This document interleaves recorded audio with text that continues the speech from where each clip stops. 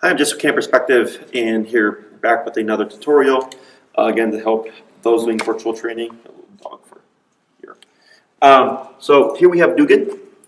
I've trained Dugan and his brothers since they were puppies, and they did e-collar training. And so he's here today for daycare, but we thought we'd use him for a video here.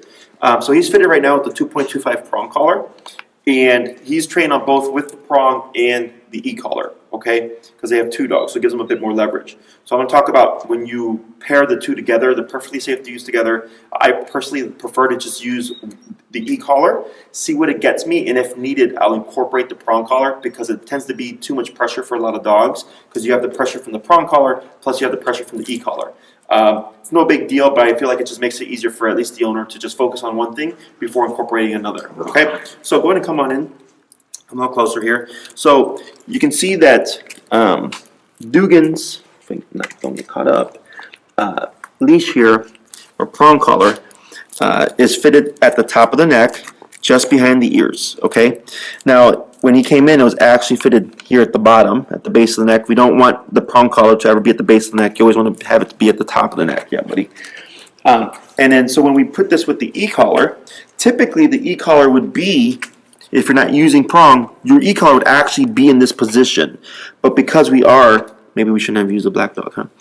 But because we are using a prong, then the e-collar goes below the prong, okay?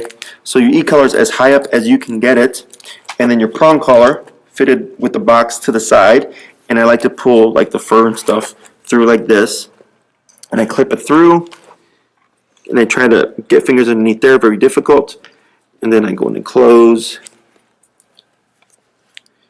and then here, I just need to do one loop. I guess you can do two if you wanted.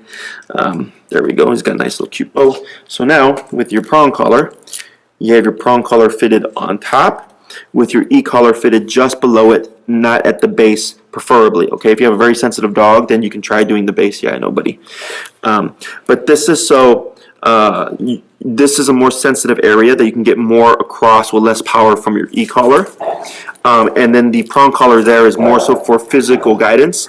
It gives you a bit more leverage when you have more than one dog, or if you're having if you have a larger breed dog. So for instance, I had a client who was 90 pounds with 140, 50 pound Great Dane. Very big size difference. She was using both the prong collar paired with the e-collar to give her a lot more physical leverage and immediate control if needed, whereas the e-collar was there to help her override his size because he was so big, okay?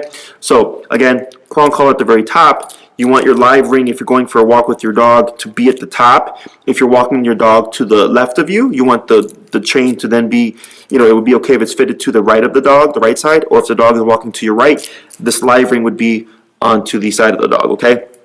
So when we clip our leash, we always clip here to the live ring. That's the one that swivels right there, okay? So you can see if I turn it like this, that's the live ring. And then we have here the dead ring, which is a full circle, okay? You never want to clip to this one. You always want to clip to this one, okay? So here, boom, there you go, okay? So I'm just from a canine perspective, and thank you for watching.